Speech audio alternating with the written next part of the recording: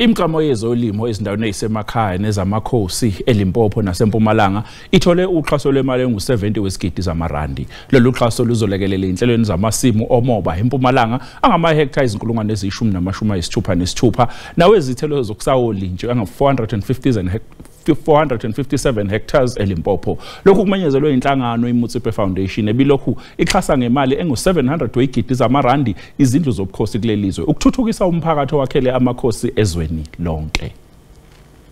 Njengoba silapha nje ukugcizelela futhi kuye ubaba uMotsepe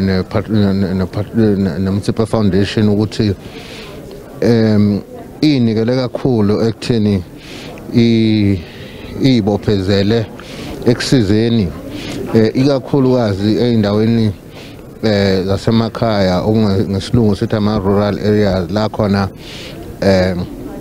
iyafisa ukuthi ibambisane nemiphakathi eindawo zasemakhaya eindaweni zentuthuko nenhlalakahle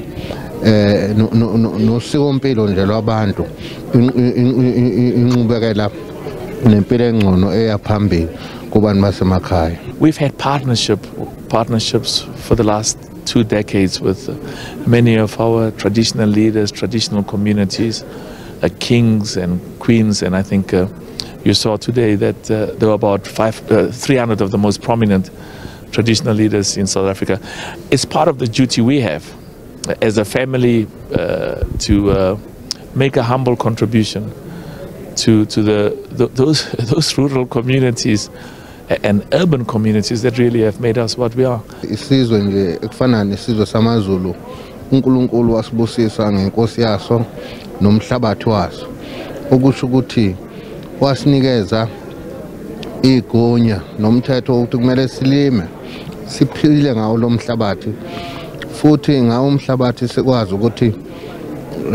isizwe sikwazi ukuthi sithuthuke siye ephambili ngokuhlanganisa izingqolobane zethu ngoba lento nje esikhona namhlanje ukuthi khona izintandane amaphara kanjalo kudala engekho into enjalo ngoba kwakubanjiswana